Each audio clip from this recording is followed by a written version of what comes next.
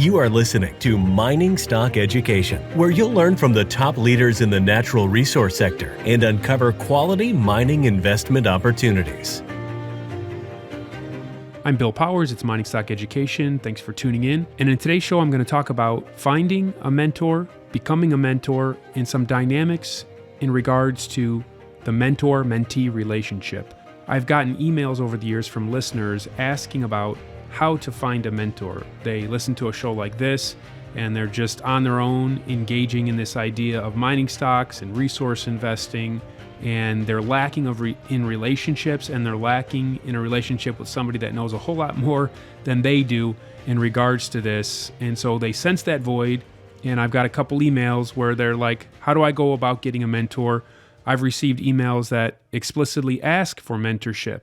And so the goals of today's episode will be for the explaining of some of the dynamics of the mentor-mentee relationship, and to help set realistic expectations for both yourself and a potential mentor, as well as to encourage you to mentor others. Whatever stage of life you're at, there's always someone below you, so to speak, that you could pour into, that you could teach, that you could equip. There's a psychologist by the name of Erik Erikson, and my wife and I studied him a good 20 or so years ago, early on in our marriage, and he has the 8 stages of psychosocial development. And through these development stages, he teaches you need to successfully progress in order to mature and move on to accomplish the next healthy stage of progression. And one of his last stages, or his second to last stage, is the stage of generativity versus stagnation. And he puts this usually between the ages of 40 and 65. And assuming you went through the prior 6 stages successfully, once you get to this stage, are you contributing to others? Are you stagnating and not contributing to others? Or are you being generative and reproducing and taking what you've accomplished or what you know and communicating it to somebody else? And so becoming a mentor, when I'm talking about becoming a mentor or pouring into somebody else, it goes with the understanding and the belief that it's better to give than to receive. And in a selfish culture, that kind of goes against the grain, but this is part of the worldview from which I communicate this. It's better to give than to receive. And one could say, well, that's an altruistic motivation. Nobody acts out of and thinks and initiates 100% out of an altruistic motivation. But I can tell you that there's nothing more satisfying than helping make somebody else's dreams come true.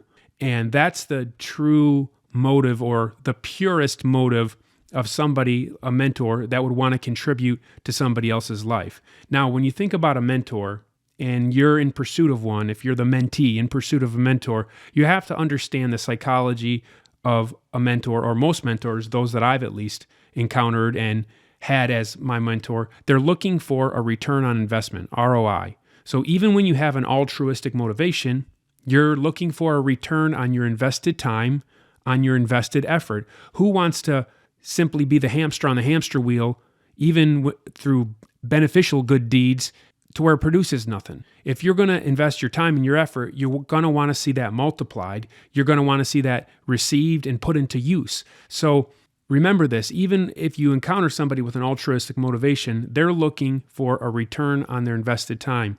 There was somebody that came to me for advice some years ago in the nonprofit sector, and they were about to embark on something that I had previously done. And as I was talking to them, I was giving them some advice, but I could tell that they weren't really paying attention or listening or fully understanding the significance of what I was telling them, having come from my own experience. I gave them a book in regards to what I thought they needed to learn. And both my wife and I noticed that they were not that receptive. And so when they asked for us to support them financially in their nonprofit work, we did, but I can tell you that I support them at a rate significantly less than others I support. Not that I don't believe in what they're doing. It's even when I'm looking to invest with an altruistic motive, or I'm looking to give charitable dollars, I want to make sure that I'm getting a return on my effort, my time, my money invested. So understand that first. And in a business situation, a mentor is going to look for a return on their invested time and effort in terms of the employee that they develop. I remember when I was running a construction company now over 10 years ago, and I hired a guy in his young 20s who had been in manual labor and construction. He was very good with siding and he was very good with framing. So he understood the business from that point of view, but he made low 20,000-ish for a whole year's worth of work. He had a new wife. They were expecting a child on the way. They had declared bankruptcy like 2 years before. And so in that situation, I looked at him. He had a lot of raw potential. And I told him what he needed to do. And I said, if you listen to me and you implement these things that I'm telling you, I think you can make a lot of money with us. And so in those first 6 months, I told him, you get Brian Tracy's The Psychology of Selling. It was a CD. You can get the book, but you also get the CD. And since you have no sales experience and you're going to be a project manager for us, I want you to listen to continually Brian Tracy's The Psychology of Selling over and over and over again. Don't listen to any music in your car for at least the first month of working for us. I want you to listen to this over and over and over again. And then I gave him some other tips. I would talk to him at least an hour a day, debriefing with him about everything he was doing. And then after that first 6 months of training, he made more money than he had ever made working in framing. And then in his first full year with us, he made $140,000. And that was because he was willing to learn and he was open to feedback. And so obviously I got a return on my investment financially by what I poured into him. I reaped the benefits of that personally in my bank account, but that's the way you look at it. When you're in business, you want a return on your investment.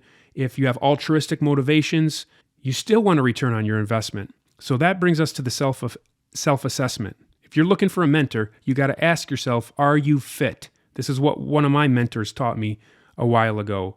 F is for faithful, I is for interested, and T is for teachable. Are you faithful, interested, and teachable? Are you fit?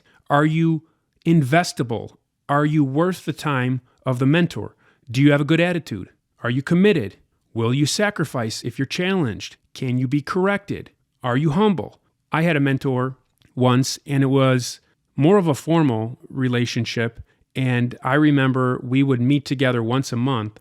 This mentorship had to do more with my personal life and my marriage and how I was running my family. And so when we would meet together for like 2-3 hours, he would ask some very probing questions and he would challenge me.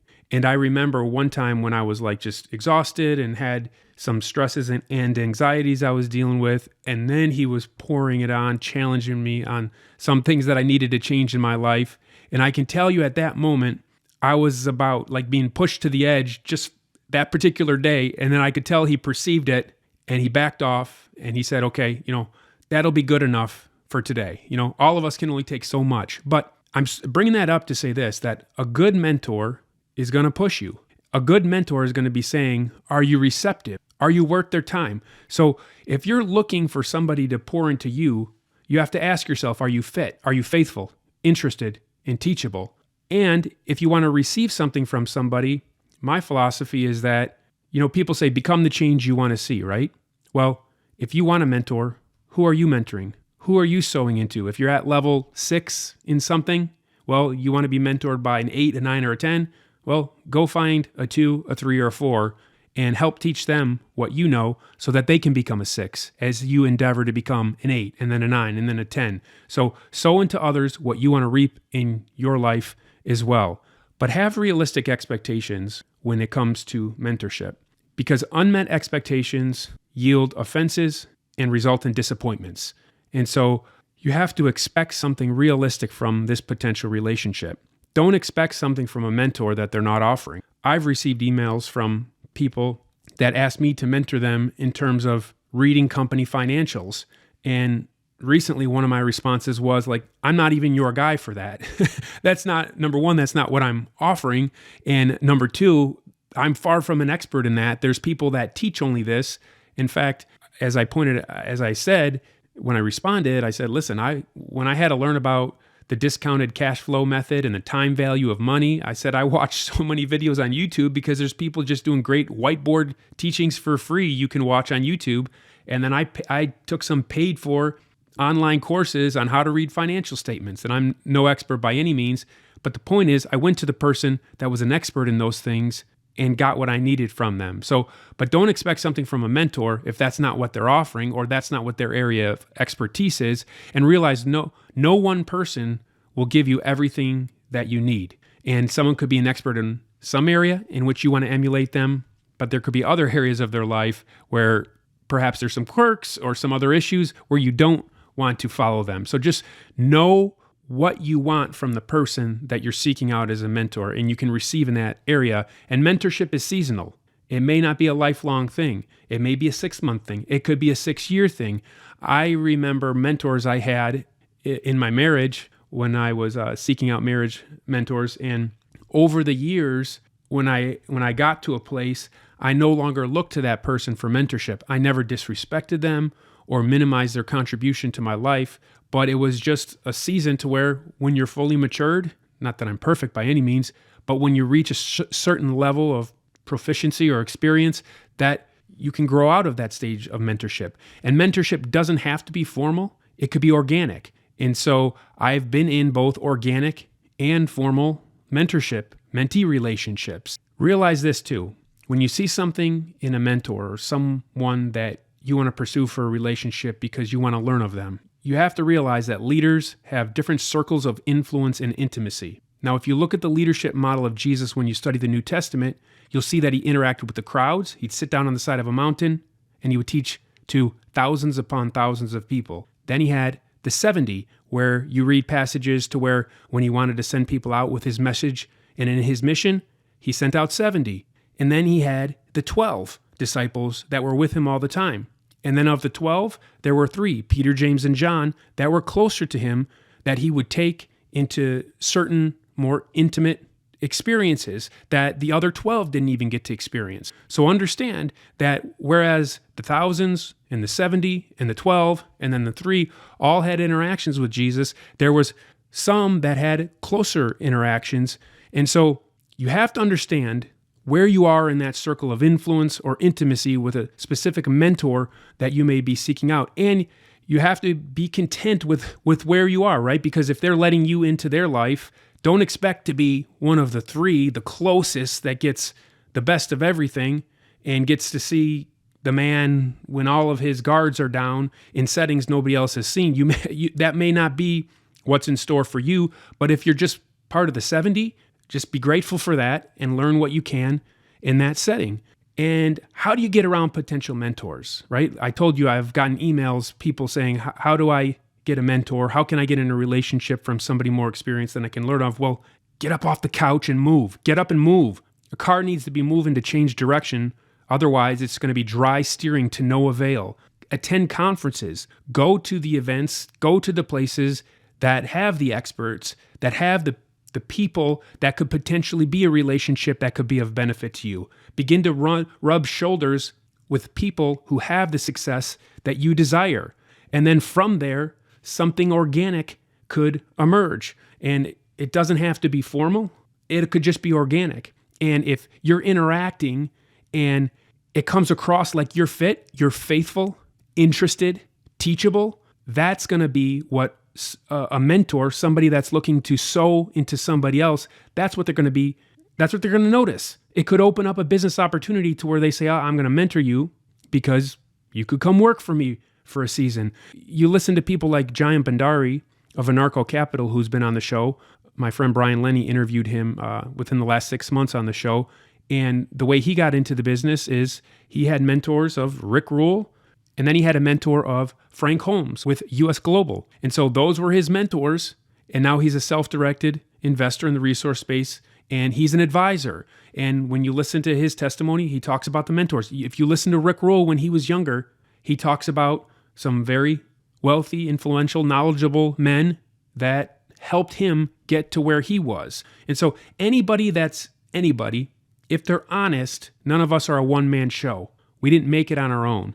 I've heard some people, even in the resource sector, talk about basically like the guys that you thought were so great in the resource sector, yeah, they're getting old. The new generation's coming up and we're a little smarter than they are. Like, you never disrespect your mentors. It gets you nowhere. So you want to honor those that have gone before you, learn from them, even if you think you can do it better, because maybe you can't really do it better, but even in your mind, if you think you can do it better, just honor those that have gone before you. So you're just interacting. You're off the couch. You're at the events where the people that you want to be around are, and perhaps the right person will see that you're faithful, interested, teachable. And one of the things that a potential mentor will consider is whether you value them and what they've already put out there if you have known about them. And you can do this without being awkward or insincere flattery. Sometimes I've received emails, and the email, it'll be all about the person sending the email. And self-centeredness is a huge turnoff to a potential mentor. And you can't ignore this point in your written or spoken communication. Don't lead with what you want. When I was in the construction business, we would tell the project managers, don't go into the house with commission breath, because they're going to smell that. It's going to be all about you. But go in there, try to figure out what their problem is, and then try to solve their problem. And in doing that, it's focused on the person, and hopefully you have the product, you got the crew, you got the expertise at the right price, and you can win the business, and you get the commission, and you can feed your family. But if you go in there leading with what you want, they don't care. They didn't invite you into the house for that reason. It's what's in it for them. That needs to be your mentality. And so I've received emails, and the first line of the email is what the person wants. And then maybe the person just talks about themselves. And I will tell you that 95% of the time, you're not going to get anywhere if that's how you lead. But if you lead showing that you value the person you're reaching out to, and again, I'm not talking about insincere flattery or being awkward, but if you mention something specific that person has shared and why it's been an impact to you and how that has changed your perspective or contributed to your life or helped you solve a problem, that lets the person, the potential mentor you're approaching, know that you take seriously, that you value what they offer. And it's not just a specific, I appreciate this general thing about you. No, I appreciate this specifically. And they teach you this, by the way, in good sales training classes, especially when you're doing cold calling business to business, or if you're applying for a job. If you're applying for a job, you have better have researched what that company is trying to accomplish, and then you lead with your resume, marketing your resume according to what that company is trying to accomplish and how you can help that company accomplish what they want. So these are just some tips, just some ideas that you can consider if you're wanting to be mentored and get into a relationship. How you come across is crucial. Are you fit? Are you worth their time? Are they sensing that you value them, or is it all about you? Because self-centeredness is a huge turnoff to a potential mentor. So just to recap with some final thoughts, focus on becoming faithful, interested, and teachable, and have a sincere, honest conversation with yourself and assess yourself if you are really teachable in particular. Will you stay interested? Will you be faithful to do the assignments if the mentor gives you them? If someone comes to me and they want to be mentored, because I have such limited time, because my kids are my focus and some other relationships, you know what you do to test that as a mentor with a potential mentee? You give them an assignment and you see if they do it. You see if they do it promptly, and you see if they do it with excellence. And so someone comes to you and they say, would you be able to help me? It seems like you have some level of success. Would you be able to help me discern what I should do with my life? Well, what you do is you give them a pertinent book to read that you would know. You give them an assignment. You can even have them write like a 3 to 5 page paper on that book, giving them specific questions to answer, and you see if they do it. And if they don't do that, then they're not worth your time. But if they do that and they do it well, then this person's faithful, interested, and teachable. They could be worth my time. Then you go from there. And so it can just develop organically. But that's how I go about it. That's how a lot of people I know, they're going to test you in some way. They're not just going to say, okay, let's do it. They're going to test you and see how you respond. But put yourself in situations where potential mentors will be. Have realistic expectations of a potential mentor. Organic mentoring relationships will likely form. Take initiative with potential mentors when appropriate. You can take that initiative when appropriate and at the right time. And don't forget, even as you're seeking to be mentored, seek to mentor others along the journey. Just some of my thoughts in response to a couple emails I've received recently. Wish you all the best with your resource investing journey, especially as we go into the latter part of 2023. This is Bill Powers with Mining Stock Education signing off.